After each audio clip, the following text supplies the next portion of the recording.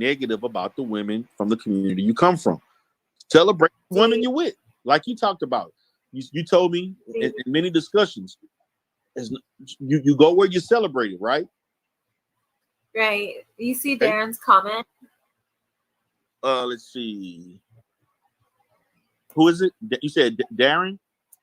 Darrin Marion. Darrin, do you want to come up? He said somebody. My videos, Darrell, my videos get flagged batshit crazy. Like every single video I do, it doesn't matter what video I do. I don't know how much longer this one is gonna last. Okay. But they normally flag all my stuff down. It always gets reinstated, but like it's just a warning in case you get cut off. You know what's going on. Okay. It's crazy. So, people just. But nothing is going on, right? Nothing is going on. Like my boobs are covered. We're not saying like I get flagged like crazy. Bob. What's going on, Darrin? What up? How y'all doing? Good, great, man. What's going on? Hey. Man, chilling. Hey, yeah, sorry. So what's going on with the analytics? I mean, what is it called? Flagging. Yeah, what's going flagging. on? No, it's just whenever you start to get a lot of skips, that means Google is YouTube is people are sending messages to YouTube that the video should be flagged, it should be flagged down, it should be flagged down, and so that's why it starts skipping. So whenever you see like you start to have a lot of lags in time, or you have a lot of skips in the videos, and you know your signal is fine, but it still happens. That's what's going on. Somebody's flagging the video. That's all. Wow. Yeah, man. The hate be real, man, in these fields, man. It is. Hey. I get it. Do you sing the Conscious Clientele song? Conscious Clientele, be the real. Guys, I'm working on my new track right now. Get the plane tickets. Don't you know that MOT posted my video without my permission? Oh, that's flagging, buddy. I didn't want to. It served its purpose. I'm not gonna, even though they flagged me, I let it go because it only set up. See, what they don't understand is that they're being monitored, and in the analytics and stuff, I'm getting a lot of growth and a lot of viewership because I've noticed there's about 3 blogs that post my material. Exposing the Manosphere periodically post some of my materials, and people learn about me through his website and his blog. Then there's also something else called the Evil Slayer or something like that. A lot of people are viewing me from that website, and then there's somebody else that it's something MGTOW SYSBM related. Mm-hmm. Those particular any blog with that, for some reason, they're gravitating towards my channel from those websites. So I'm like, I'm fine. Hey, I've done my due diligence. If you, now what I did tell him was, I mean, he claimed that he put the and I don't know how true this is, Darrin. You may know more about this. He claimed that he didn't do a copyright because he put the link of the video in the chat. I don't know what that. So you try to say he gave you an attribution? Yeah, is that an attribution, or is that legal? It's so gray area, man. It's such a gray area with YouTube, man, and because there's billions and billions of pieces of content that are created on a daily basis that nobody can, that there's so much of it is just up in the air. Okay. And right now, what's happened with the COVID-19, the staff at Google has just been limited. So Google's having difficulty in keeping up with just basic Google type things, let alone, putting everything to what's going on with YouTube. So they've had to refer to machine learning a lot of times for a lot of things. Okay. And so how machine learning is. They're a bit overwhelmed with trying to police the YouTube world right now. So a lot of things are going to get unrecognized. Exactly. So what's happening is the way machine learning, the machine learning is working, is because YouTube is video focused, and video is all about a series of images. So all they're doing is taking whatever images are flashing, and if they catch so many different types of images that they're looking for, then that means there's a thing called latent semantic indicators. Latent semantic indicator would be, like, say, if you and I were having a conversation and I said Millennium Falcon, Yoda, Darth Vader, Luke Skywalker, people would think that we're probably talking about what? Star Wars. Yeah. So it's the same thing. So if a video has certain types of images in the video, and it also is mentioned with certain kind of words, then the latent semantic indicators will pick up with machine learning, and they'll say, all right, this means this. This is what they're talking about is this. And so it's going to put it, it's got a certain threshold. Okay. So if it hits that certain threshold, then it'll push it over, and it'll flag yes or it'll flag no. So that's just kind of how it is. Okay. Yeah. So my thing is that I made what I did. I thought about flagging them, but I said, now, if I do the flagging thing, it may look a little cowardly in these particular spaces. What I'm gonna do is I'm gonna allow them to learn more about me on his platform, because when I did the video, it got like I think initially got about 80 to 100 views, but when he did it, it got 400 views. So it's almost like technically now I got 400 people that didn't see it on my platform. Now they're seeing it on his. Now when I do another topic, because me and MOT actually have a debate. It's actually one of the most hyped up debates that never happened. That they actually this is some behind the scenes stuff that's been going on. A lot of people don't know. There's been a lot of controversy around me in debates on the Prophet. Are you familiar with the Prophet of Thought series? Yeah. There's been a lot of controversy about who I debate. And to be honest with you, my team leader, BMT, it's not that he forced me not to debate, but he felt that it was not in the best interest of the channel and for the team that I debate multiple people. He actually told me he had a meeting or something like that. They had discussions about our team BMT debating. There were probably at least 10 to 15 people wanting to debate me on stuff about SYSBM, red pill stuff. And I never forget BMT called me. He was like, man, everybody, you just becoming this popular person that everybody want to one up on. Everybody want to debate you. And I'm like, really, what's going on? He was like, he literally had to tell him, no, you can't debate them. We have other people on the team. It's just not fair. And then he also stated that if we have more, like, actually our team actually has a really good record. And one of the reasons why we have a good record is because we've debated more than everybody else. And we've won most of the debates.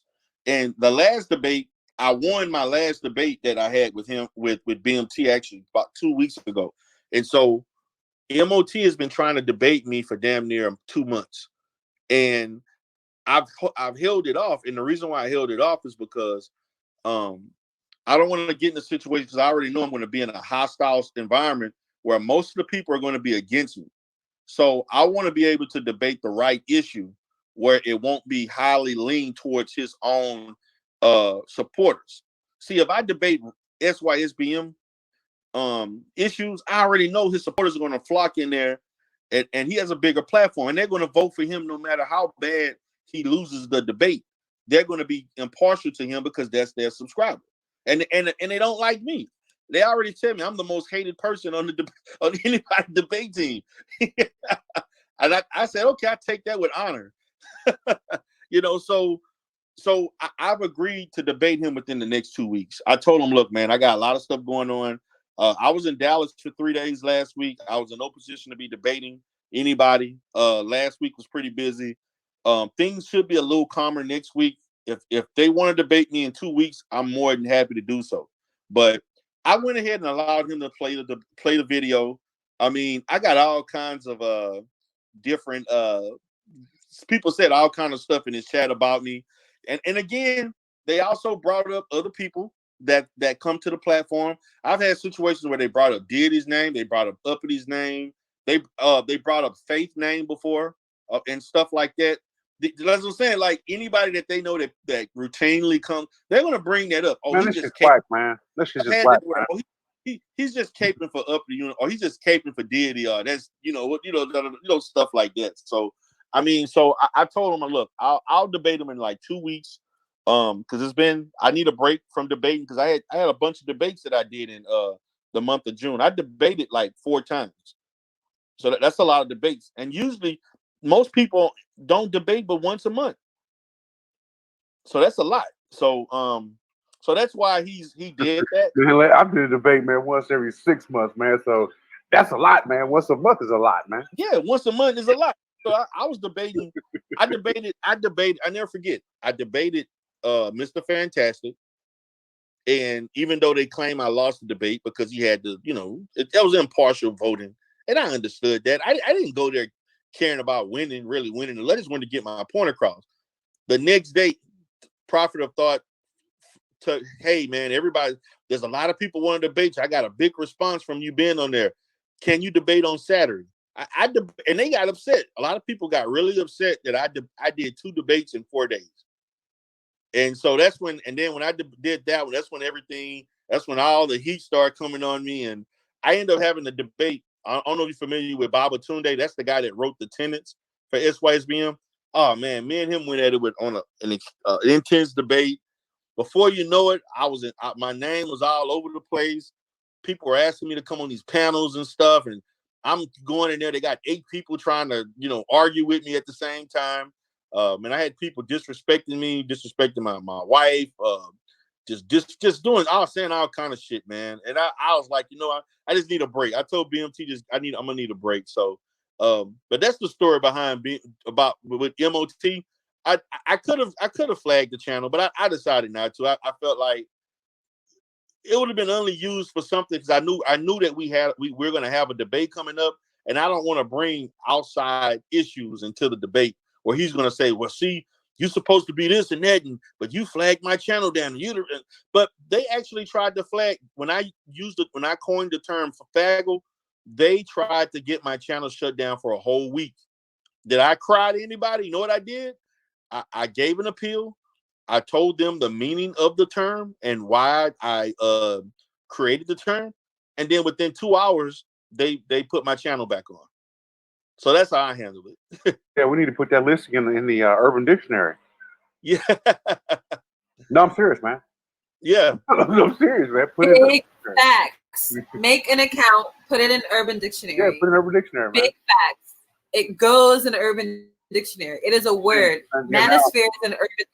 SYSBM is an Urban Dictionary. Come on, Darrin. Make an account, put it in there, and then it gets approved by different people who look at it. Come on. Then let me know as soon as you got it done, man. I'll throw some links at it and traffic at it, man, and then we'll make it be like a real, like make it go viral, man. Oh wow, I may have to do that. So basically, for everybody that don't know, faggle is a term that I coined about a month ago that basically defines a black male who criticizes or talk negative about a black female all day, throughout the day, just all the time.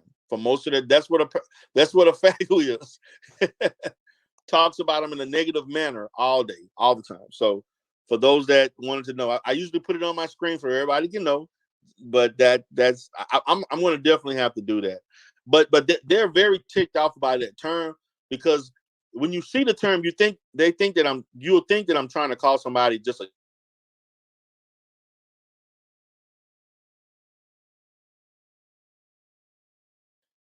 they call them maggles, and they call women all black women. They don't care.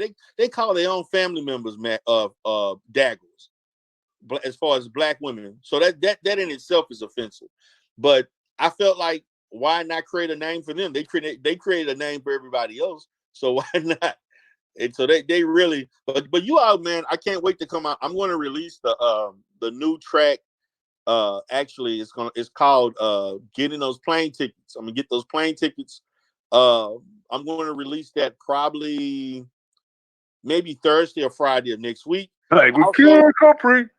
Yeah, and also I'm going to release another song called it's going to be a freestyle, a continuation of that song. It's called The GOAT, and we all know what that's referencing.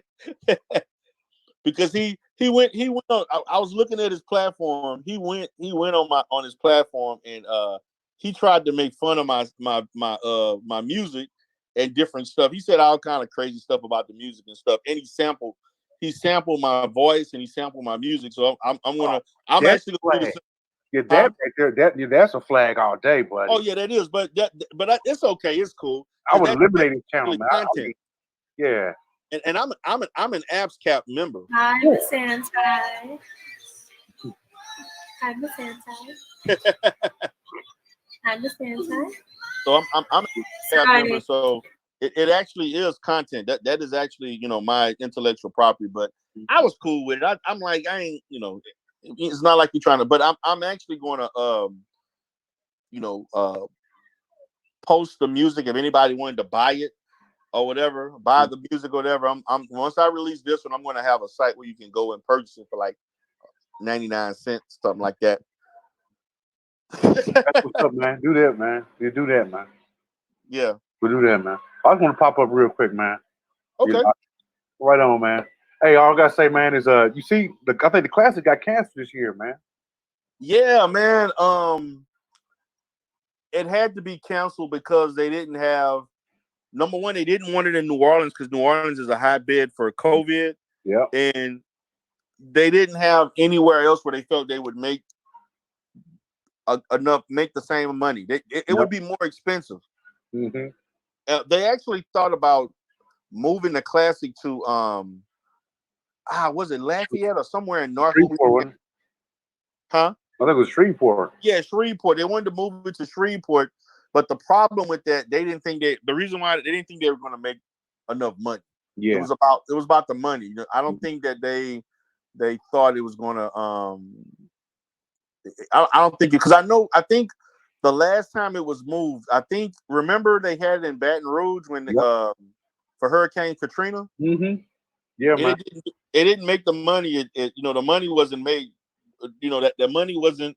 It was a financial disaster. So yeah. And I was actually kind of surprised because Southern is in Baton Rouge. And I mean, pretty much but the thing about it, New Orleans is a Southern town too. Mm-hmm. New Orleans is a big time Southern University town. So the problem is that the majority of the people that would be in New Orleans were all scattered out the country, so they couldn't come. So that was the issue. So I guess they felt like they didn't want to take the financial risk, but it's all good. I mean, I know they canceled homecoming this year, man. I'm like, dang, man, it's all. Yeah, I did. I was mad I didn't go to homecoming last year, but I'm gonna try to go to if I know the SWAC championship used to be in Houston every year, then they took it out. Mm-hmm. But if they play against TSU here, I usually go to every game that they would play against TSU or any other school in Texas, period, I would try to come. I know they would pay a team. They had a classic in Dallas that I used to go to. We used to play against Prairie View. Yeah, in Dallas. So I would go to that. But if they're in Texas, I'll make sure I come. But this is how it is. It is what it is. And for y'all that don't know, man, I'm a Grambling Knight man. You know my man, D. Rail, Southern man. So yeah, we arch frenemies. You know what I'm saying? Yeah, man. That's why I keep grinning at the panel. I'm like, I got all this historical Black college greatness on the panel, arch rivals, kumbaya. Yeah, man. So what do you think about that FAMU is joining the family? That's been a big story. Huh? They joining the SWAC, man? Yeah, and Bethune-Cookman. What? Bethune-Cookman also is those are two Florida schools, and the big issue right now, because I actually have a HBCU channel that I subscribe to with sports, and they were saying that the MEAC or whatever that particular conference is folding. Yeah, they're losing a lot of their financial wherewithal and everything. That they're not getting the money that they used to. Then they don't have a television contract. So a lot of schools, like FAMU, is a school that actually travels really well. Yep, it sure do. It makes pretty good money off of football, and they have a really good band too. Yeah. So FAMU is a very popular school as far as it's HBCU. So we welcome them in the. To me, to be honest with you, it makes the track a little more competitive. We used to play them all the time, more competitive, man. Yeah, they're going to be on the East End, but the swag, man, with FAMU is going to be stronger. Bethune-Cookman is not really a sports school in a sense. Yeah, really good on, but I think Bethune-Cookman academically is a good school. Yeah, so I think it's a win-win both ways. Yeah. So I'm looking forward to them joining the league. So see, I'm looking forward to these, all these little high schoolers, man, starting to go to black colleges, man. Yeah, all these phenoms, man, and going into basketball. And I think that's the way it should be. To be honest with you. Yep. And to me, my thing is this: the problem I have, and I blame black parents for this, because black parents, particularly, to see what they're sold is a bill of goods that you have to go to these colleges to go pro, and that's why they're going. Yep. See, and the thing about it, you don't have to go to these colleges to go pro, and that is the only reason why they go to these programs, because they feel that. And the thing about it, as opposed to 30 years ago, television time was way more. To be on TV was way more valuable. Now you can watch stuff from your phone. You got all these different outlets to watch stuff. You don't need television on national TV and ESPN to be seen. These people, all of these recruiters, they're watching stuff from their home or whatever via their iPad. Yeah, you can make your own thing. YouTube, man. Yeah, and YouTube, you can see all the highlights. So going to these big schools, you don't need these big schools to go pro. Yep. I know that's the selling. Now, I do understand they are paying them. Now, of course, the HBCU can't afford to give them the kind of money that these other schools. But I'm looking at it like this. Yeah. Like the little guy, what is his name? Mikey Williams talked about. Yeah. He's considering the fact that socially, he looking at the social aspect. I can just be myself at an HBCU. I can't be myself. I gotta navigate through what white people want you to do. You can't act like this. You can't do that, and that's a reality. That's just the truth. Yep. So they have this other guy named Maker. Yeah, I'm actually gonna do some content on him. That went to Howard, right? He committed to Howard. Yeah, he committed to Howard, man. Yeah, and that's big. And he's like number 15. So let's just say you get 5 of them that decide to go to HBCUs. If you get 5 of these guys, and then come March Madness, one of these schools like upset and make it real far, the other kids, they done. What did it take Michigan? Remember what did it take Michigan, man, to go to Final Four, man? Fantastic with Fabulous 5. Yeah. You know what I'm saying? Yeah. So I think it's a beautiful thing, man. Like, I mean, my oldest daughter went to Southern and so on. She went to Southern. I told all my kids, I'm not going to, if you go to Southern, you don't have to go to Southern HBCU, but I'm going to reinforce that you consider it. A lot of parents don't even encourage their children to even consider going to it. Yeah. And so for me, I know when you all see me a lot, you see me with Southern gear on all the time, because I'm very proud that this is a family school. Even though my dad went to the military, but I have about 4 aunts that graduated from Southern and 3 uncles. Yeah, you from the group though, right? Yeah, so this is a family university. And then I had one of my oldest aunt that graduated. She went to a school called Leland College, which was actually, to me, the precursor to Southern University becoming Southern, because Leland College was more of a teaching type university at the time. This was like in the 60s or whatever, the 50s or 60s, whatever. And it eventually, their assets and the infrastructure that they had, it ended up combining with Southern University. So, but it was actually older than Southern. Yeah. But she went to that university, so there's a lot of history. But as far as with my family, we're going to Southern. So that's why you see me with blue and gold on all the time, because I'm just proud of that. You know, like I Out told, about like, huh? I said you're out about it. Out. Yeah, exactly. And to be honest with you, and I'm gonna say this: when I interview, when I hire like new therapists and stuff, if I see someone from an HBCU, you're getting an interview from me. Yeah, I mean, I've hired several people that graduated from Grambling over the last 8 years. mm-hmm. I've hired at least, they were all black females. I probably hired at least 4 or 5 Grambling alumni. So it don't. If you're from an HBCU, I'm going to take a look at you. Automatically getting love, man, off top. Yeah.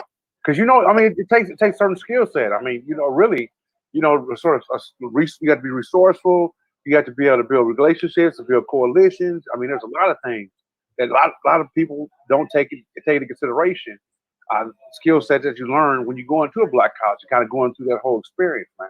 Yeah. It's more than just saying, hey, I went to Grambling, I went to Southern, I went to Howard.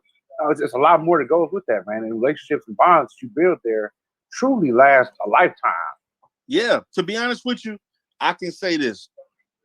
When my daughter went to Southern in 16, I had professors I ain't seen in 10 years. I went, knocked on, they remember who I was, and we had conversations. You're not gonna get that. There you go, man. Yeah. Get that. I mean, yeah, man. I mean, like when I was at Grambling, man, I mean, there was 8 people in my major, man. You know what I'm saying? And you look up and you say, like, I helped write a grant to expand the road, stuff like that. You know, where else can you do that, man? I mean, really? Yeah, exactly. I mean, I had a professor that, matter of fact, when I this is my undergrad psychology, that he was from Mississippi, but he was very pro-black. And when he saw me, he knew it. He remembered who I was. And to be honest with you, you know the thing about it, any former student or graduate, he puts their picture on his wall in his office. And then he took a picture of me and he said, you just added on with everybody else. And I was like, wow. But that's the kind of the relationships like that, man. They like I had two professors and graduate level that were very upset with me that I didn't contact them as much as that they felt I was supposed to have contacted them after I got my master's and moved to my sister that lives in Baton Rouge told me that his name was one of his name was Dr. Rook. He said, you know, Dr. Rook's been calling me wondering where the hell you at and why you haven't been, you can at least give him a call once every few months or something. I was like, what? And so I would call him and, you know, check up on him and stuff like that. But they like the professors and stuff like that. It's like a family, man. It's like when I mean, you're not going to gravitate to everybody, but I think most people that go to a historically black, you got to have at least one instructor or professor that you were able to have a long relationship. I had several. I have about at least 8 that I know that I can go and talk to tomorrow and be like, hey, you know, they will remember, like, I never forget, I went because I was going to minor in sociology. There were 2 sociology professors. I actually was getting ready to. I ended up finding out that one of my sociology professors, I was getting ready to buy his white business in Baton Rouge. I was going to buy an agency in Baton. I was thinking about going to Baton Rouge. And then when I saw him, he's actually a Nigerian guy. And I looked at him and I said, Dr. Genie, like, what are you doing here? And he was like, you know, he said my name and everything. And then we hugged and everything. He said, oh, this is my wife. And I'm like, what? You know, because actually his wife at the time, I went to school with his wife. His wife was actually, I didn't know that she was married to him when we went to school. But when me and his wife were in psychology, we graduated actually together. And his wife was actually pregnant with their first daughter when we graduated. I didn't even know she was married to him or whatever. But I was like, wow, it's a small world. But I ain't seen this guy in like 20 years. And he remembered who I was, and I remembered him, and you know, we talked and everything, and I talked about when I was in, you know, whatever. But I was actually, you know, I was actually there on business to review the books and review some stuff to determine whether or not it was a viable thing for me to potentially buy the business. But But those things is, I think that's a uniqueness that you can get, and some of these professors also are very they're very vital and instrumental in trying to help you in your career. If you're trying to get networking to getting another job, or if they have a friend or somebody that can give you a job lead, so they'll do that, you know. Yeah. And they encourage that. So that's why I appreciate the education that I got from there. The relationships that I developed, to me, were very valuable. Yeah. Facts. Yeah. All right, y'all. Okay, man. All right, peace out. Bye, Darrin. Thanks for